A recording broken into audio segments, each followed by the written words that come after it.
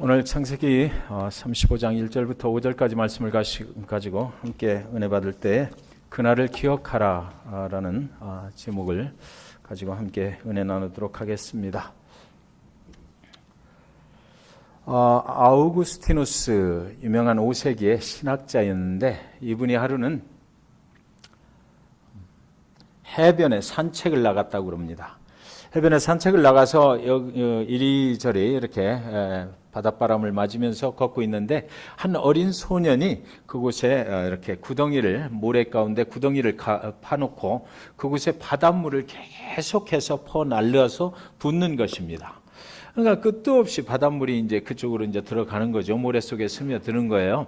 그래서 그 모습을 한참 보고 있던 이분이 얘야, 그곳에다가 왜 그렇게 물을 갖다가 퍼붓는 것이냐 이렇게 물으니까 이 소년이 대답하기를 아저씨, 저는 오늘 저 바닷물을 다 퍼다가 여기다 부어버리려고 그래요.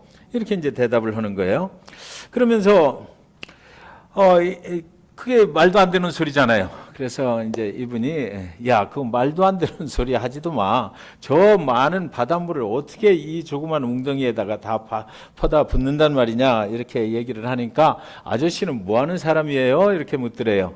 그래서 나는 하나님의 말씀을 전하는 목사야 이렇게 얘기를 하니까 아저씨 그거 하는 사람이에요 이러더니 한참을 쳐다보더니 그럼 아저씨는 그 큰 하나님의 말씀을 어떻게 보잘것없는 아저씨의 입술로 다 퍼다 붓는 거예요. 이렇게 말을 하더라는 거죠. 하나님의 세계를 인간의 언어로 어떻게 다 표현을 하겠습니까? 말도 안 되는 소리인 것입니다. 하나님의 그 신비로운 이야기들을 우리가 이해하면 얼마나 이해를 할 수가 있단 말입니까? 한계를 가지고 있는 인간이 하나님의 세계를 이해한다고 하면 얼마나 이해를 할 수가 있겠느냐라는 거죠. 우리가 과연 그 하나님을 피해서 숨을 수가 있을까요? 우리가 하나님을 속일 수가 있을까요? 인간이 하나님을 외면하고 숨어버리면 하나님이 찾아내지 못할까요? 야곱은 하나님의 축복의 약속을 받은 사람이지만 자기의 욕심대로 살기 위해서 하나님을 언제든지 속이려고 노력을 했던 그런 면이 보이는 사람입니다. 언제든지 자기가 필요하면 하나님을 외면해 버리고자 했던 그런 사람이 바로 오늘 본문 속에 나오는 야곱이라는 사람이에요. 야곱은 속이고 또 도망치는 삶을 살았어요. 사람과 만나서 자기의 유익을 위해서 그 사람을 속이고 또 그것이 발각나면 도망쳐버리고 이런 삶을 계속해서 살아갔던 사람인데, 그러나 제가 야곱의 말씀을 이렇게 묵상을 하면서 가만히 보니까 야곱은 하나님을 속이고 하나님께로부터 도망치는 그런 삶을 살았던 사람이 아닌가 생각이 되었습니다. 형 에서를 속이고 장자권의 축복을 가로챈 뒤에 하란의 그 외삼촌 집으로 도망을 쳐가던 때 그가 광야에서 하나님을 만납니다. 도망치는 야곱을 쫓아오는 사람이 있었는데 그분이 바로 하나님이셨어요. 하나님이 도망치는 그 야곱의 꿈에 나타나셔서 28장 15절에 내가 너와 함께 있어 네가 어디로 가든지 너를 지키면 너를 이끌어 이 땅으로 돌아오게 할지라 내가 네게 허락한 것을 다 이루기까지 너를 떠나지 아니하리라 하신지라 그랬거든요. 야곱은 하나님이 어떻게 그곳에까지 나를 찾아오셨을까 놀랐을 것입니다. 오히려 그 찾아오신 하나님이 두려웠을지 모르겠어요. 무조건 감사만 하지는 못했을 것 같습니다. 나와 같은 사기꾼이여 내가 그것이 발각나서 도망치고 있는 이 인생을 하나님이 여기 나 홀로 이 외로운 밤에 두려워 떨고 있는 밤에 찾아오셔서 내가 하나님이다 말씀하시고 내가 다시 이곳으로 돌아올 때까지 너를 완전하게 보호해 줄 테니까 전혀 걱정하지 말고 그 길을 가라라고 하시는 그 하나님, 그분을 만났을 때에 이 야곱의 남은 평생에 오늘 이 순간이 그대로 기억이 됐을 것이다라는 거죠. 그날을 절대로 그 야곱의 평생의 남은 인생을 살면서 잊어버릴 수 없는 그런 순간으로 그의 영혼 속에 뿌리박혀 버렸던 그 시간이 바로 28장 25절에 하나님을 만났던 그 순간이 되었을 것이다라는 것입니다. 그래서 그는 너무나 감사하고 어찌할 바 모르는 그 마음을 가지고 이제 일어나서 자기가 배웠던 그 돌을 가지고 기둥을 세우고 거기다가 하나님의 제단이라고 예배를 드리고 그곳이 하나님의 집입니다. 하나님이 여기 계십니다. 내가 하나님을 만났던 곳입니다라고 표시를 해버립니다.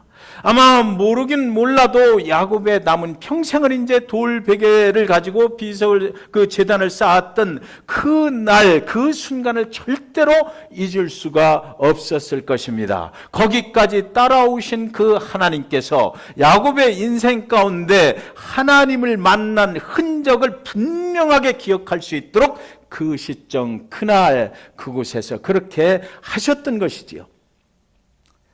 그의 삶은 그러나 그 후에 날들을 보면 별로 변한 것이 없습니다.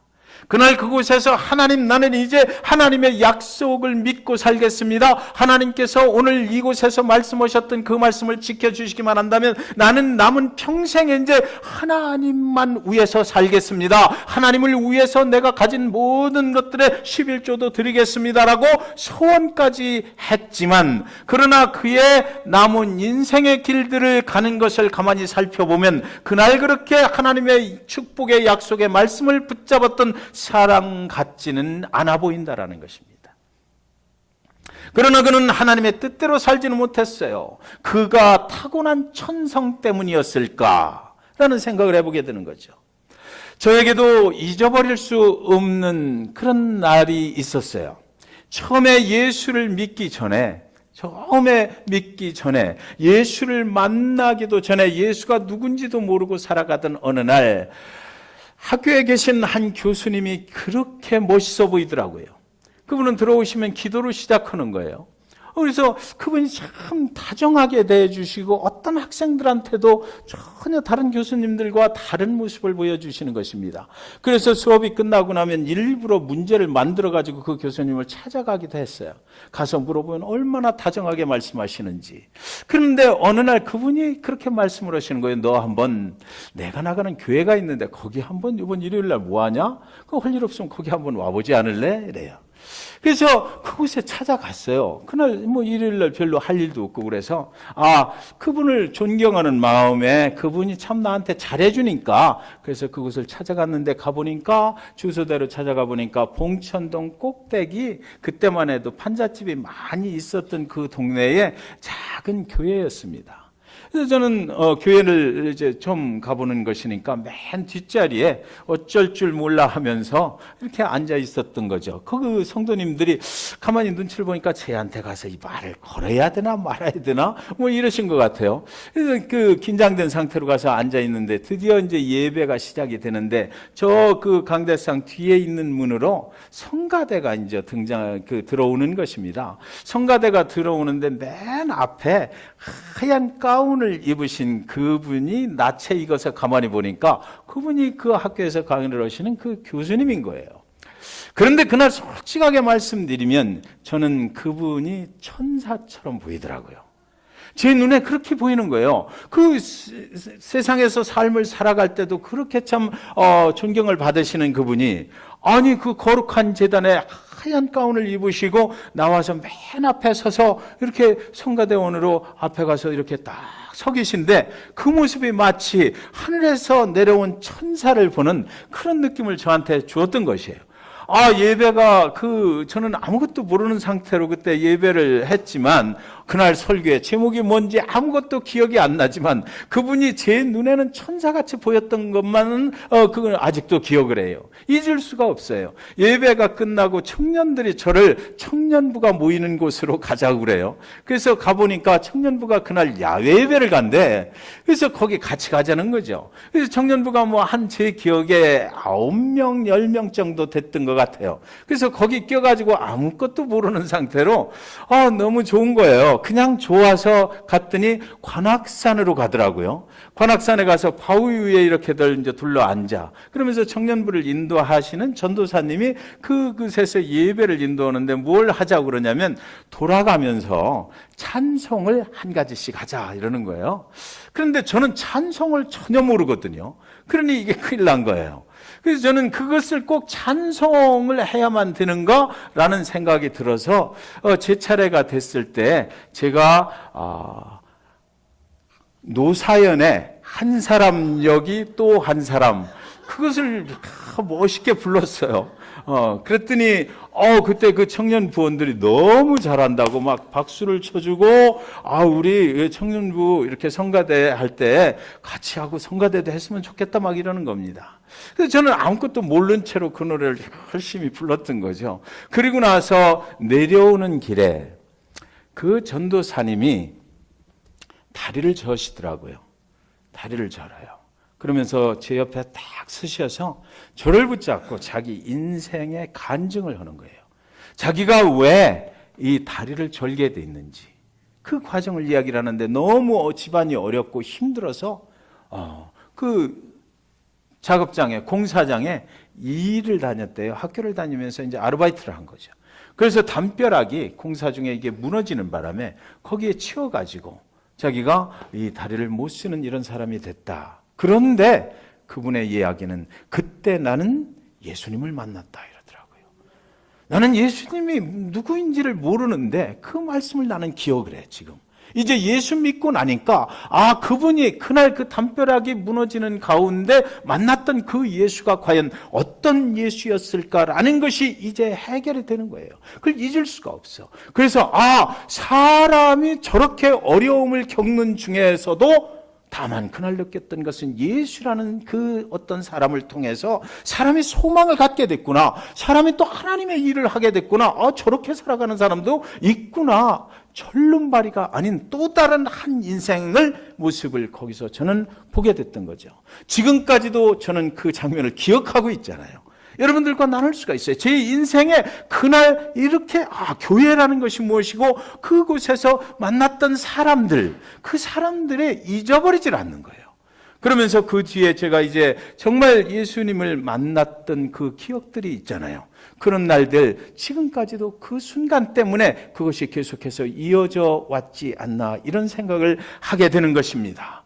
여러분, 우리는 저와 여러분은 저와 같은 그런 기억들을 다 가지고 계실 것입니다.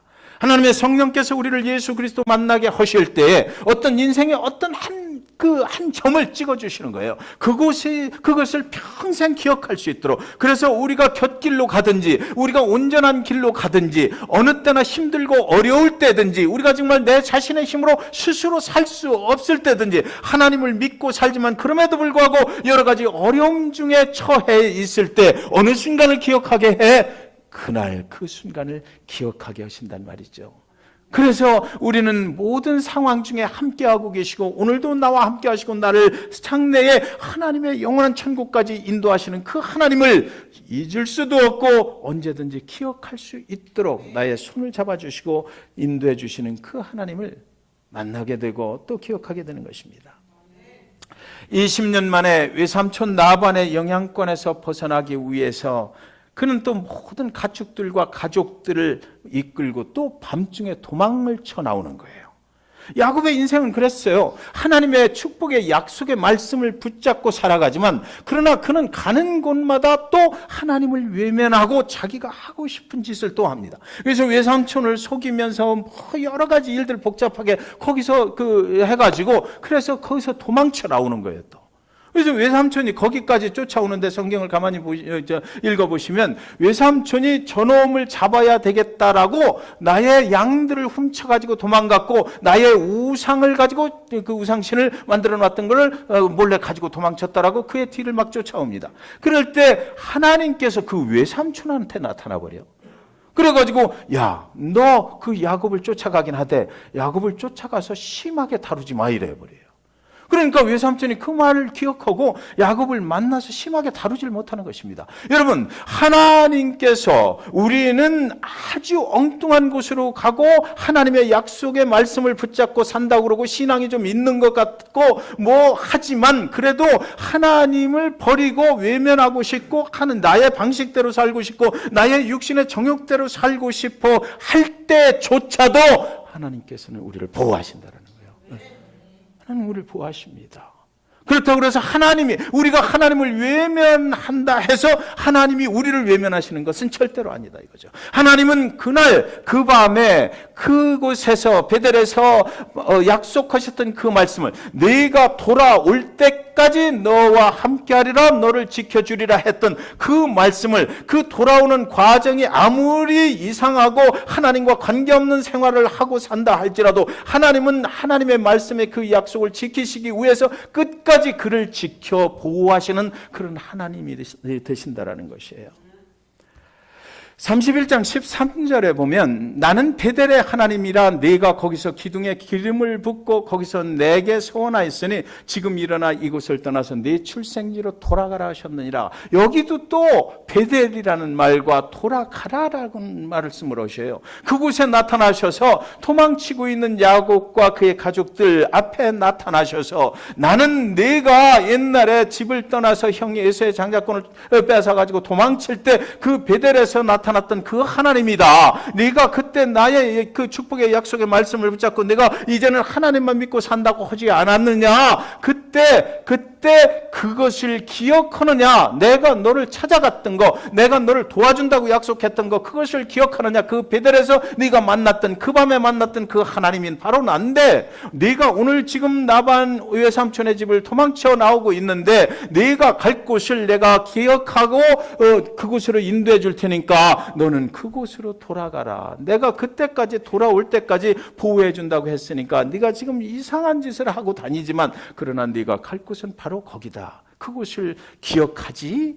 라고 묻고 있는 것이에요. 20년 전 황량한 그 광야 한복판에 돌베개를 베고 누웠을 때 누구도 자기를 도와줄 것 같지 않은 그 밤에 그 장래가 불투명한 그날 밤에 하나님이 나타나셔서 네가 어딜 가든지 내가 너를 떠나지 아니하리라 약속하셨던 그날을 기억하지라고 지금 묻고 있는 거예요. 너는 어디로 내 마음대로 돌아다니고 있지만 그러나 그날 기억하지 너? 라고 묻는 것입니다. 야곱의 마음속에 그 질문에 대답이 됐을 것이요.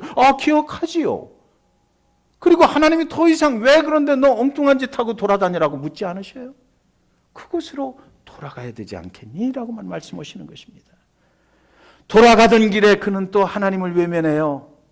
베델이 아니라 세겜에서 걸음을 멈추는 것입니다. 그러면 이제 베델로 돌아가겠습니다 라고 그의 가족들과 가축들을 데리고 가던 길에 세겜이라는 곳에 당도해 보니까 야, 세상이 너무나 좋은 거야. 여기서 내가 잠깐만 머물어서 돈을 좀 더 벌었으면 좋겠어요. 여기서 잠깐만 하나님을 외면하고 내가 살게 되면 내 기질을 발휘해서 내 지혜를 가지고 내 능력 가지고 하나님이 없이도 나는 엄청난 거부의 거부가 될 수 있을 것만 같은 생각이 드는 거예요. 이 도시가 이렇게 화려하고 여기서 장사전을 펼치면 엄청난 유익을 볼 수 있을 것만 같아서 34장 전체가 먼저 주일에 말씀드렸던 것과 마찬가지로 그는 철저하게 하나님을 외면해버립니다. 돌아가던 길에 잠시 그곳에서 머물고자 했을 거예요. 잠시 동안 내 능력으로 하나님 앞에 잠깐만 좀 하나님이 외면을 하고 내 능력으로 살아보자 했을 것입니다. 거기서 땅을 샀다 그러거든요. 오랫동안 그래도 있고 싶었던 것입니다. 그래서 그곳에서 많은 유익을 구했겠죠. 그런데 그곳에서 무슨 일이 일어나요? 사랑하는 딸 디나가 그곳의 추장 세겜에게 강간을 당해버려. 그러니까 이 두 아들이 또 그걸 보복을 하려고 그 사람들한테 하나님의 신성한 할례를 하라라고 속여버려요. 그러니까 야곱이 사기꾼이고 속임을 하고 뭐 이렇게 살다 보니까 그 가정에 하나님을 외면한 상태에서는 완전하게 뭐 아버지를 닮아서 두 아들도 그랬는지 그냥 그들을 또 속여버리고, 그리고서 할례 3일째 되는 날 최고의 고통을 느끼고 있을 때 들어가서 칼로 다 그 할례 받은 남자들을 죽여버리고, 그리고 나서 그 물건들을 다 누략질 해와 버리는 것입니다. 야곱은 이때 아무 소리도 안 해. 너희가 그러면 안 된다라고도 하지 않고, 딸 사랑하는 딸 디나야 너희 상처를 어떻게 하면 좋으냐라고 하지도 않고, 세겜 추장을 만나서 어떻게 너희가 잘 보상을 해줘야 되지 않겠느냐라고 하지도 않고, 야곱은 뒤에 딱 숨어가지고 절대로 입을 열질 않습니다. 언제까지? 모든 것을 다 차지할 때까지 그렇게 된 거예요. 그런데 그 방법이 이제 보니까 너무나 잔인했어. 도망자로서 끝났어야 될 그 야곱의 인생이 자기가 보니까 뭐가 된 거예요? 집단 살인을 감행한 살인자가 돼버린 거예요. 자기 아들들이 살인을 했고, 그리고 나서 한두 명 죽인 것도 아니잖아요. 집단으로 막 학살을 해버렸던 것이거든요. 그곳에서 그가 하나님을 의도적으로 외면을 하고 그런 일이 일어날 때까지 가만히 있었다라는 거죠. 여러분, 여기서 아주 중요한 하나님의 메시지를 우리는 알 수가 있어요. 우리가 잠깐만 생각해요. 잠깐이면 되겠지. 하나님이 눈 한번 감아주시면 되겠지. 내가 하나님을 잠깐만 외면하고 내가 세상에 나가서 그래도 내 나름대로 저거 잘 될 것 같으니까 해보겠다라고 생각하는 순간, 여러분, 이 잠깐이 여기서 세겜에서 10년이 걸렸어요. 10년을 그동안 그곳에서 살아야 했고, 10년의 결과가 무엇입니까? 도망자로 끝난 것이 아니라 도망자 플러스 살인자가 됐다라는 것입니다. 엄청난 죄악, 그것은 자신이 감당할 수 없는 거예요. 이제 자기 스스로 어떻게 도망갈 수도 없고, 이것은 뭐 세겜 사람들이 다 아는 일이고, 내가 이곳에서 나도 그들의 칼에 맞아서 죽을 수밖에 없는 이런 벼랑 끝에 선 인생이 되고 말았다는 것입니다. 그런데 여러분, 성경은 그때 또 하나님이 그에게 나타나셨다라고 말해요. 35장 1절에 그 살인자 야곱에게 나타나셔서 하나님이 야곱에게 이르시되 일어나 베델로 올라가서 거기 거주하며 네가 네 형 에사의 낯을 피하여 도망하던 때에 네게 나타났던 하나님께 거기서 제단을 쌓으라 하신지라. 거기를 또 오셔요.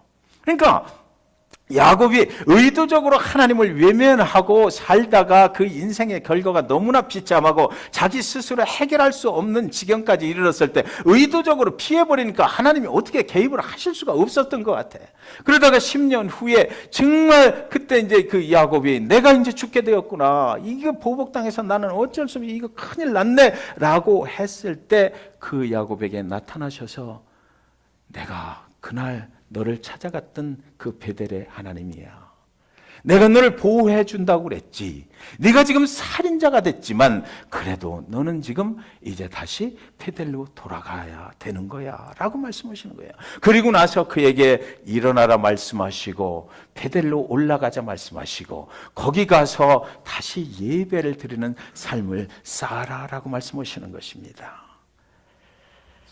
하나님께서 우리의 삶을 에덴의 동산에서 하나님을 거역하고 나온 우리 모든 인류의 죄를 대신 지시고 예수 그리스도 그분을 죽이시고 다시 하나님의 영원한 생명의 길로 돌아오게 만드시는 과정이 지금 여기 성경 속에 오늘 본문 속에 들어있는 거죠. 우리는 제가 할 길로 가요. 하나님을 믿는다고 그러고 하나님의 약속의 말씀을 붙잡았다고 그러고 하나님의 주시는 약속의 말씀은 굉장히 좋아하지만 그러나 실제 삶 속에서 보면 우리는 내 갈 길을 가는 거예요, 사실은. 그런데 하나님께서는 그럼에도 불구하고, 그래서 저는 오늘 제목을 그럼에도 불구하고의 하나님이다라고 정하려고 그랬었거든요. 그럼에도 불구하고 하나님은 우리를 외면치 않으셔. 우리는 외면하지만, 우리는 때때로 나의 필요에 의해서 하나님을 외면하지만, 그러나 절대로 하나님은 우리를 외면하지 않으시고 내가 살인자가 되어서 무기수가 되어서 사형을 받는 날이 있다 하더라도 사실 그렇잖아요. 많은 분들 간증 들어보면 그 사형장에서 사형당하는 그 순간까지 하나님의 사람을 보내서 거기서 예수 믿게 하고 영원한 천국으로 가게 만들어버리는 그분이 하나님이시거든요. 그분의 이야기가 오늘 여기 본문 속에 있는 거예요. 우리는 많이 이야기하죠. 이 이민자의 삶이 얼마나 빡빡하냐라고 얘기를 해요. 우리 하나님의 약속을 받고 우리가 살아가지만 오늘 하루도 내가 나가서 열심히 세상의 방법으로 뛰지 않으면 내 인생이 무너질 것만 같고, 이 문화가 다르고 언어가 다른 이 사회 속에서 우리가 컬러가 다른 색깔이 다른 그 민족들 속에서 끼어 살려면 내가 어쩔 수 없이 하나님을 의도적으로 외면할 수밖에 없지 않느냐. 그런 순간을 하나님도 이해해 주시지 않겠느냐라고 이야기하잖아요. 하나님을 믿지만 그러나 오늘 당장 내 삶의 문제가 이렇게 연약하고 부족한데 그것에 역사하시지 아니하시는 그 하나님을 보면 나 어쩔 수 없지 않느냐라고 세상의 방법을 동원해야 되고, 그렇지 않으면 우리 가족이 먹고 살 길이 없어져 버리는데 내가 어떻게 그 하나님만 바라볼 수가 있겠느냐라고 우리는 쉽게 이야기를 해요. 그죠? 오늘 야곱이 세겜에서 그랬을 것 같아요. 오늘 저와 여러분을 예배의 자리로 인도하신 그 하나님이 과연 누구신가? 그렇게 살아가고 의도적으로 하나님을 외면하면서 내 의지를 가지고 살아보겠다고 세상을 헤매고 방황하고 다니는, 그래서 조금만 뭔가가 생기는 것 같으면 하나님께서 도와주셨다라고 말하고 싶은, 내가 만들어 놓고 그것을 하나님의 은혜라고 말하고 싶은, 하나님의 은혜는 아직도 기다리고 계시고 하나님의 영원한 곳으로 가는 것, 하나님이 정말 좋은 것으로 주시기를 원하시는데도 불구하고 우리는 그 하나님을 순간순간 외면하고 내 힘으로 내 능력으로 해놓고 하나님이 하셨다라고 말하고 싶어하는 그런 것들, 그분이 그럼에도 불구하고 저와 여러분을 오늘 예배의 자리로 나오게 하셨거든요. 이것이 얼마나 축복인지 몰라요. 네. 그분께서 우리를 뭐라고 말씀하시지 않았잖아요.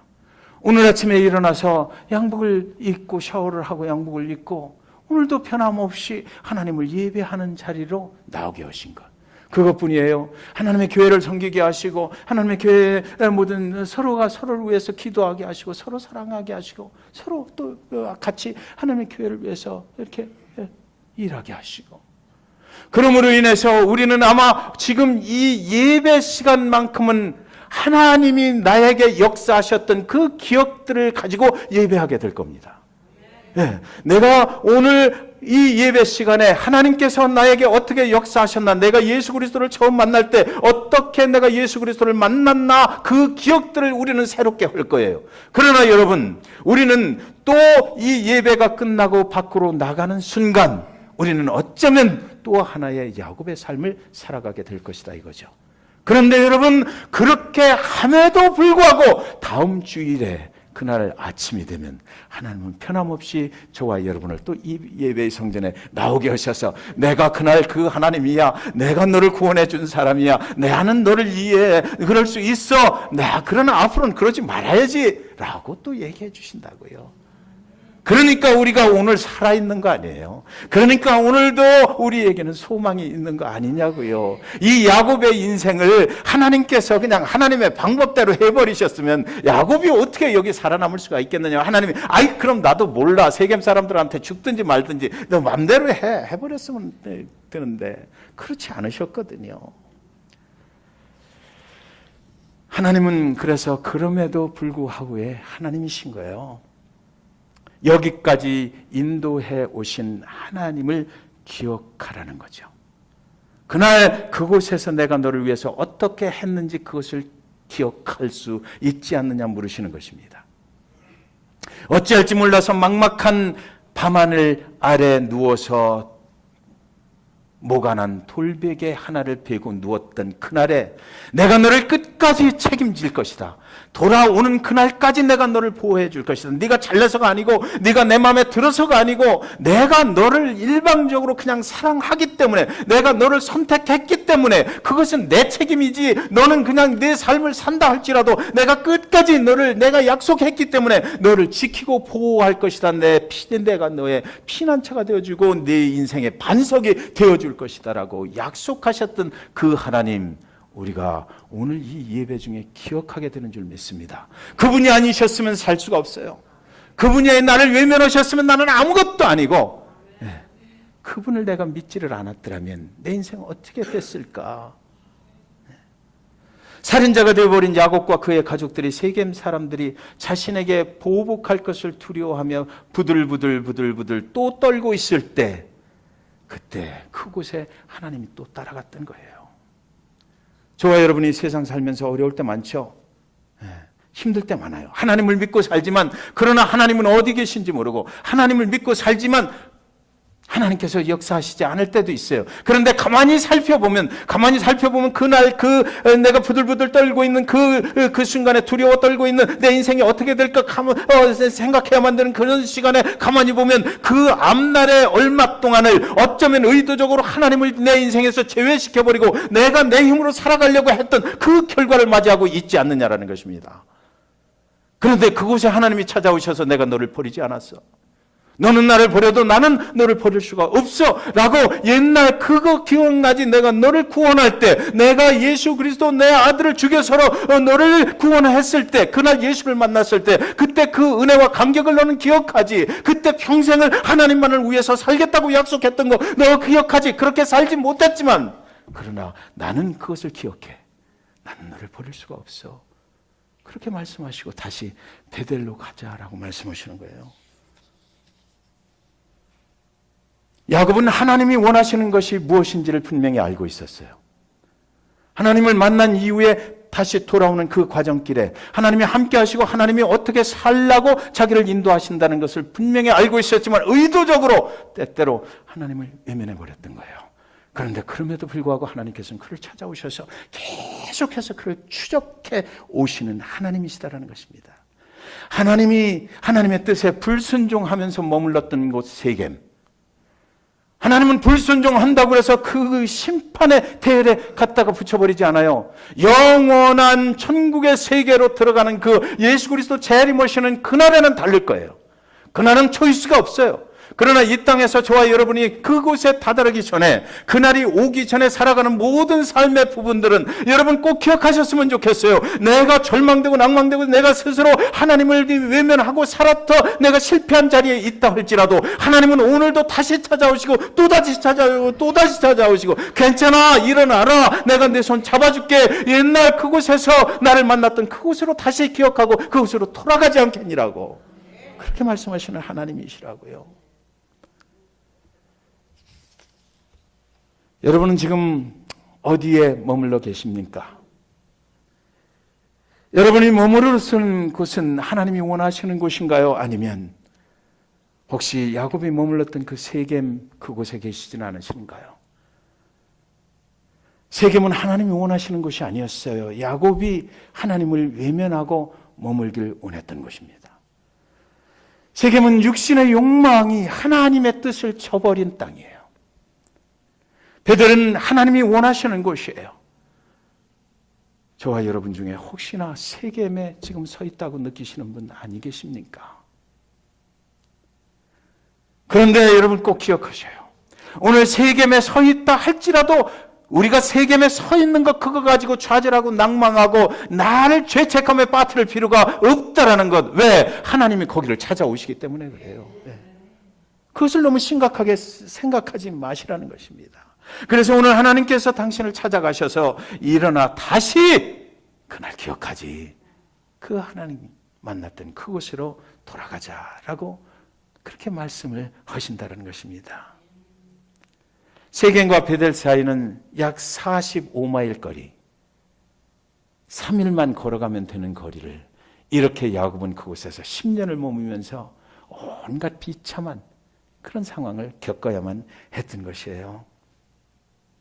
집을 나간 아들이 허랑방탕하게 아버지의 유산을 다 쓸 때까지 그 아들은 절대로 아버지를 기억하지 않았어요. 여러분, 그가 집을 나가서 허랑방탕하게 쓰고 다 쓸 거 쓰고 나중에는 죽음 앞에 오게 됐잖아요.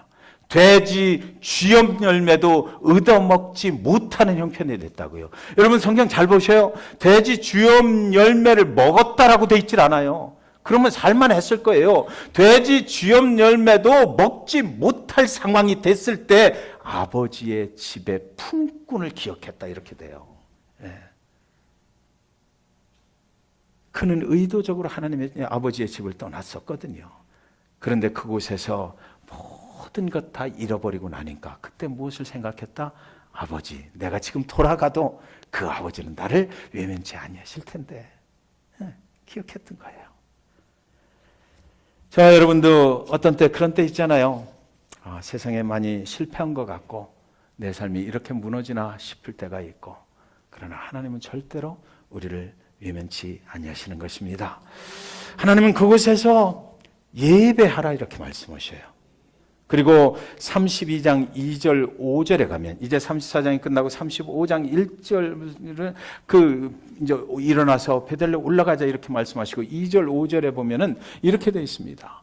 야곱이 이에 자기 집안 사람과 자기와 함께한 모든 자에게 이르되 너희 중에 있는 이방 신상들을 버리고 자신을 정결하게 하고 너희들의 의복을 바꿔 입으라. 우리가 일어나 베들레 올라가자. 내 환난 날에 내가 응답하시며 내가 가는 길에서 나와 함께 하시는 하나님께 내가 거기서 제단을 쌓으려 하노라 하며, 그들이 자기 손에 있는 모든 이방 신상들과 자기 귀에 있는 귀고리들을 야곱에게 주는지라. 야곱이 그것들을 세겜 근처 상수리 나무 아래에 묻고 그들이 떠났으나 하나님이 그 사면 골들로 크게 두려워하게 하셨으므로 야곱의 아들들을 추격하는 자가 없었더라.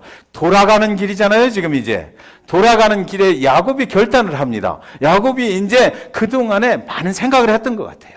그래서 그곳에서 찾아오신 하나님을 생각을 하고, 이제 내가 이렇게 더 이상 살면 안 되겠다. 내가 이제는 정말로 그 베들레로 돌아가서 그곳에서 하나님이 원하시는 삶을 살아야 되겠다라고 회개하고, 그들이 가지고 있던 모든 그 보석들을 다 해서 우상, 이방 신들까지 포함해서 그것들을 어디다 묻었다고요? 상수리 나무 아래다 땅 밑에다가 묻고 밟아버렸다라는 거죠. 밟아버렸다라고 저한테만 보이는 것 같아요.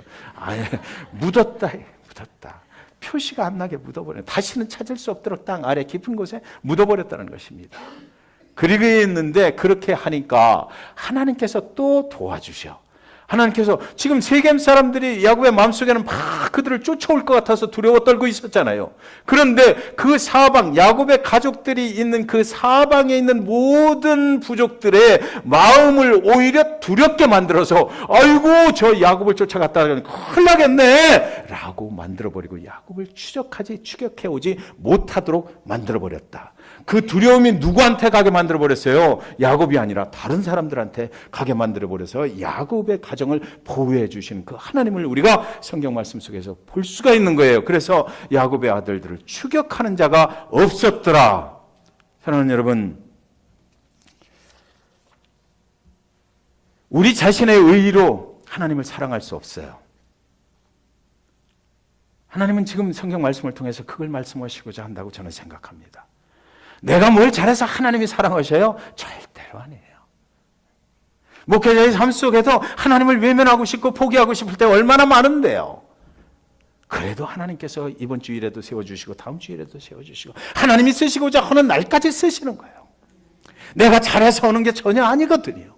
성도님들의 생활 가운데도 그렇다라고 저는 생각해요. 성도님들이 올바르고 정말로 의롭고 하나님께 정말 내세울 것 있어서 그 하나님이 여러분을 사랑하신다고요. 그 하나님께서 그렇기 때문에, 그 조건 때문에, 그 조건에 충족되기 때문에 하나님이 요구하시는 그 자격에 합당하기 때문에 여러분을 주일 예배의 자리로 오게 하셨다라고요. 절대 아니에요. 오늘도 우리가 기억해야 하는 것은 무엇입니까? 그날을 기억하십니까? 그렇게 제목이 만들어졌잖아요. 그날이 언제예요? 예수 그리스도 골고다 그 정상에서 십자가에서 저와 여러분을 위해서 죽으시던 날, 그날을 기억하십니까? 그리스도 예수 그분께서 저와 여러분을 위해서 그날 그곳에서 그 생명을 희생의 제물로 주셨기 때문에 저와 여러분이 이렇게 살아있고, 오늘도 그분의 도우심 가운데 하나님의 도우심을 받으면서 주일 예배에 나와서 그분을 찬양할 수 있는 것 아니겠느냐고요. 그 은혜를 기억해야만 해요. 그 은혜가 없이는 우리는 언제든지 무너질 수 있어요. 그 은혜를 시시때때로 기억하고 우리는 또 주일 예배를 끝나고 나가면 또 세상의 삶을 살아갈지 몰라요. 하나님을 의도적으로 외면할지 몰라요. 그러나 그럼에도 불구하고 오늘 성경 말씀이 말씀하는 것은 너도 야곱이다 라는 거예요.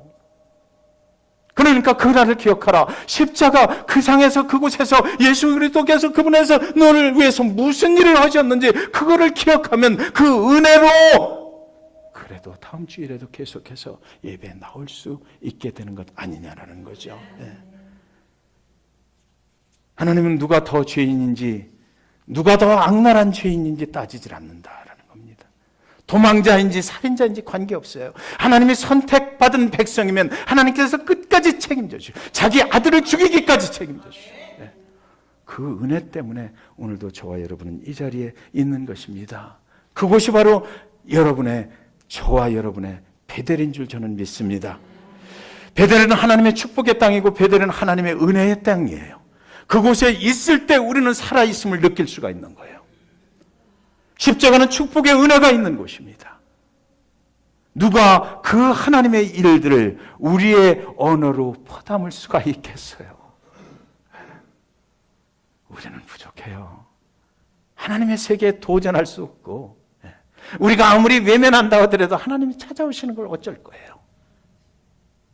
그곳에서 구원의 감격과 은혜의 축복을 누리면서 하나님이 예비하신 영원한 그 영생의 삶을 향해서 가시는 저와 여러분 되시기를 주님의 이름으로 간절히 축원드리는 것입니다. 기도합니다.